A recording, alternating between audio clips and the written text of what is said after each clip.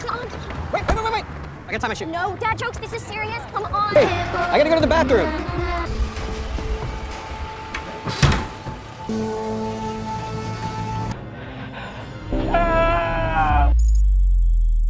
The movie begins with everyday dad and local firefighter, Cooper. He's taking his teenage daughter Riley to a massive pop concert as a reward for her stellar grades. The artist? The wildly famous Lady Raven.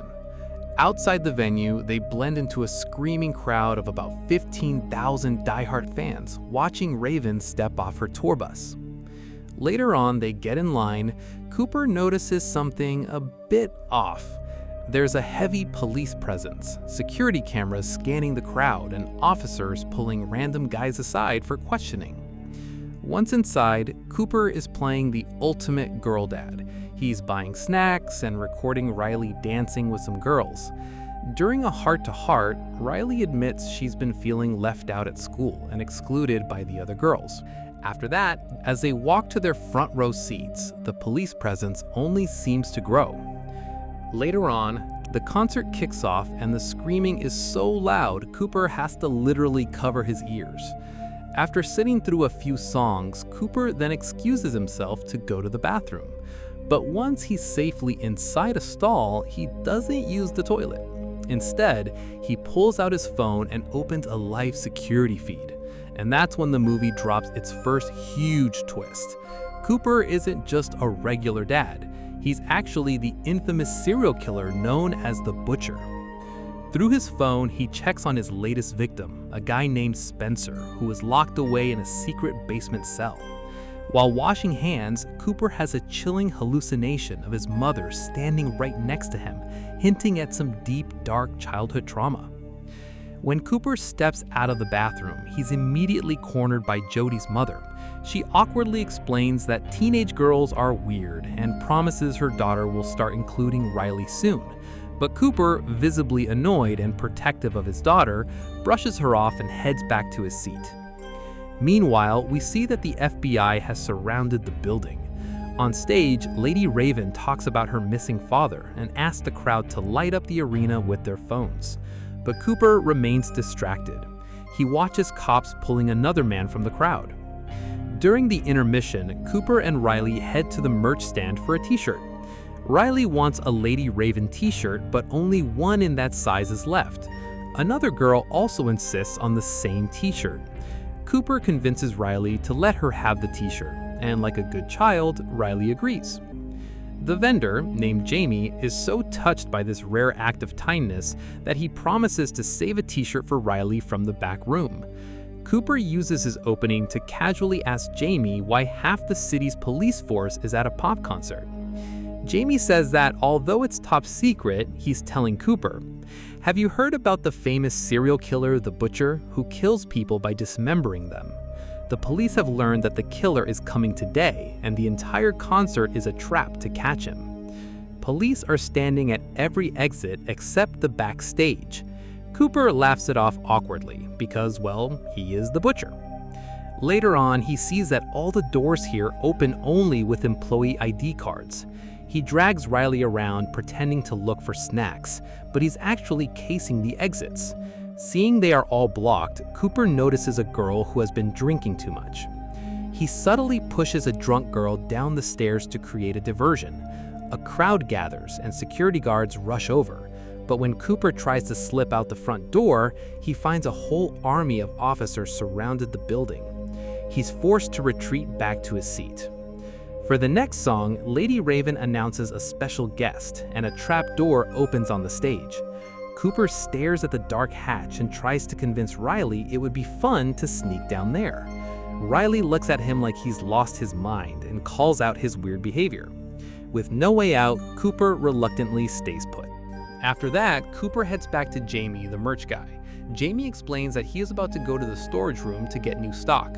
Cooper asks if he can come with him, and Jamie agrees. He tags along to the supply room, claiming he's a firefighter and just wants to help carry boxes. While Jamie's distracted, Cooper stealthily swipes his employee keycard. Jamie, completely clueless, keeps talking about how obsessed he is with the Butcher case, even showing Cooper gruesome crime scene photos on his phone. That's pieces, dog. Like, this dude is next level insane. I'm sorry, I didn't mean to upset you. Jamie also mentions that the staff receives special training and a secret password for the day. When Cooper asks what it is, Jamie blurts out Hamilton. After that, You hold this? Jamie hands Cooper a free shirt and they head back up. In the next scene, we see Cooper use Jamie's stolen keycard to sneak into an employee break room where the police are holding a briefing. He clips the badge to his jacket, pretends to be an employee grabbing a coffee, and blends right in. He overhears that if they spot the killer, they must separate him from the civilians. He also notices an image of one of his victims on the table, proving how dangerous he is. On his way out, Cooper expertly swipes a police radio. Back in the hallway, Jody's mom tries to corner him again, getting angry when he ignores her. Their argument almost draws the cops' attention, but a sudden scream distracts them. Officers rush to arrest a man at the entrance, and Cooper spots Dr. Josephine Grant, a legendary FBI profiler who has caught multiple serial killers. Back in his seat, Cooper pops in an earbud and listens to his stolen radio. He learns the guy they just arrested was the wrong man, just a panicked thief. But then, the cops broadcast a physical description of the suspect, a white male in his 30s with an animal tattoo on his right arm. Cooper looks down at his exposed tattoo, quickly finds a forgotten bracelet on a nearby seat, and covers it up. After that, Cooper tells Riley he has forgotten his credit card, and later we see Cooper decide to pull the fire alarm to prevent a stampede and escape by hiding in the crowd. But he spots a security camera pointing right at it. Then he hears Dr. Grant's voice on the radio saying he'll be trying to escape, trying to incite a panic, like making a fake phone call, claiming there's a bomb, or sounding a fire alarm, noting that if he does, only women and children will be evacuated. Plan foiled. Cooper considers escaping via the rooftop, but police are also standing at the gate. Instead, Cooper sneaks into a food stall kitchen. He cranks up the deep fryer and tosses in 2 closed bottles. He bails just before the bottles explode, severely burning a female worker with boiling oil. While the cops are distracted by the screaming, Cooper grabs an apron and heads for the roof. However, there are cops up there too. He claims he needs fresh air after his friend is burned in the kitchen explosion, saying he cannot bear to see her in that state. The cops ask for the secret code, and Cooper drops Hamilton. Still suspicious, they ask for his ID. Cooper flashes the stolen wallet and shows the ID.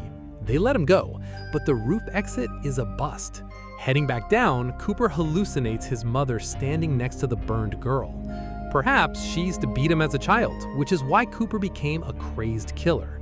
Riley has come out looking for Cooper because she wants to watch the rest of the concert with him. Cooper returns to the concert, devastated that his game is over. But then, Riley mentions the best part of the show. Lady Raven always picks one lucky fan to dance on stage and tour the backstage area. Seeing a golden opportunity, Cooper approaches a crew handler and begins to praise Lady Raven profusely. The crew member reveals that he's actually Raven's uncle, and the role of this uncle is played by the film's director, M. Night Shyamalan. Then Cooper lays it on thick, lying that Riley recently survived leukemia and Lady Raven's music got her through it. Hearing this, the uncle feels pity for Riley, making her today's dream girl who gets a chance to dance on stage with Raven. The two are then taken to the stage, the handler talks to a cop to let them pass, then Lady Raven calls Riley up and Riley begins to dance with Raven. Jody and her mom watch from the crowd, fuming with jealousy. After the dance, Cooper notices a girl about to faint. Playing the hero, asking the workers for a place to rest, he carries her backstage just seconds before Dr. Grant can spot him. The crew manager is so impressed with his kindness. After that, Cooper asks the manager if they can leave through the back exit to avoid the crowd. The manager agrees. After the concert ends, the manager takes them backstage and shows them the way out, only to find the police already stationed there. Cooper is trapped. He then hears on the radio that every mail is being checked, even at the back door. There were 3,000 men here. We will have photos and data on all of them. Well, here's one of those 3,000. We will catch him. Then, Lady Raven approaches them. She comes to say goodbye to Riley. Cooper tells Raven that he wants to talk to her alone for 2 minutes to discuss Riley's condition, and Raven agrees. Once they are alone in her dressing room, Cooper drops the facade. He pulls out his phone, shows her captive Spencer, and drops a bombshell. He is the butcher. He points to a button on his app. If he presses it, the basement floods with deadly carbon monoxide. If Raven wants Spencer to live, she has to smuggle Cooper and Riley out in her limousine. Having no choice, Raven agrees. Save him. Catch me. Save him. Catch me. By the way, it was a great show. She tells the police they are leaving with her, and the trio sails right past the barricades, leaving Dr. Grant frustrated and empty-handed. In the limo, Cooper tells the driver to drop them at his car, but Raven, desperate to buy time, insists on visiting Riley's house. Riley's thrilled, gets her mom's permission, and Cooper is forced to smile and agree as he gives the driver his home address instead. At the house, they meet Cooper's wife Rachel and their son. As they step inside the house, Cooper warns Raven that if she makes a move against him, Spencer will pay the price. Over coffee and cake, Raven casually brings up the police trap, mentioning the whole concert is a setup orchestrated by the FBI based on a receipt found at one of the butcher's empty safe houses. Then she recites Dr. Grant's psychological profile of the killer. A white male, 30s to 40s, holds a position of authority, drives a dark car due to OCD, and has serious mommy issues. Cooper is sweating bullets because the profile fits him perfectly. He tries to rush Raven out, but she offers to play a song on the family piano before leaving. She also makes Riley sit next to her, and when the song is over, asks for a selfie. When Riley can't find her phone, Raven casually snatches Cooper's phone from his hands, asks to use the bathroom, and locks herself inside. Cooper starts pounding on the door, totally freaking out his family. Inside, Raven opens the unlocked phone and talks to Spencer. She asks for identifying details about his prison. Spencer mentions a broken lion statue and a blue door. Raven doesn't call 911. Instead, she goes live on Instagram to her millions of followers, dropping the clues and begging someone in the area to find the house. Miraculously, a fan recognizes the spot and calls the cops. Raven also texts her driver outside to call the police. Next, Raven yells at Rachel, listen to me! Your husband is the butcher! Cooper is the butcher! By the time Cooper uses a master key to bust into the bathroom, the lock screen has engaged on his phone. But when he finally gets the app open, the basement is empty. Spencer has been saved. What did you do with your family? He locks his entire family in the upstairs bedroom. Panicking, Cooper drags Raven to the garage, throws her into Rachel's dark-colored car, and grabs his murder kit. Raven tries to get inside Cooper's head, speaking to him in a calm, almost motherly tone in hopes of calming him down. But Cooper sees right through it and refuses to fall for her manipulation. He announces he's going to kill her and then take his own life. After that, he opens the garage door. He freezes. His family is standing in the driveway because he had locked them in a bedroom, completely forgetting about the window and the big tree outside. He can't believe he made such a mistake, despite being so smart. In his moment of shock, Raven leaps from the car and Cooper closes the garage door just as police sirens wail. The cops swarm the house, securing the family and Raven. But when a SWAT team storms the house, Cooper is gone. They find a hidden tunnel in his closet leading to the neighbor's yard. Meanwhile, Raven is placed in her limo for her protection. In the next scene, the limo comes to a stop and the officer walks to the back seat to cuff Raven to a metal bar. It's Cooper. Later on, during the drive, Cooper tells Raven, I saw you waiting behind the curtain on stage. I got the urge. I think it's when I see someone who thinks they're whole. That can never be true. Everyone's in pieces. but they hit a red light. Raven rolls down the window, screaming to pedestrians that she's Lady Raven and needs help. A massive crowd swarms the car, blocking it from moving. While Cooper notices his wife left some clothes in the car, Raven violently wrestles with her handcuffs until she literally rips the metal bar off the door. Then she bursts out of the car. After that, the police arrive, open fire, and blow out the limo tires. But when they open the door, all they find is an empty police uniform. Cooper threw on a hoodie and vanished into the frantic crowd. Afterward, Raven is taken to one of the crime scenes, where she thanks her fan for the help and checks on the rescued Spencer. Later that day, Rachel returns to her empty house, and the kids are at her sister's. Josephine believes she should be hiding as well, but Rachel insists on staying. After assigning a few officers to guard the outside, Josephine leaves. Rachel then watches the security footage of Spencer's kidnapping and prepares herself some tea. Rachel makes a cup of tea, only to turn around and find Cooper sitting in the chair. He has bypassed the guards entirely. Furious, Cooper demands to know how the cops knew he would be at the concert. And here comes the final twist. It was Rachel. Rachel admits she thinks he is having an affair because his clothes constantly smell like harsh hospital cleaning fluids, which he uses to scrub away blood. She catches him effortlessly lying to a neighbor one day, and it terrifies her. So she follows him to one of his secret houses. Finding nothing inside but a single table and chair, she knows he is the butcher.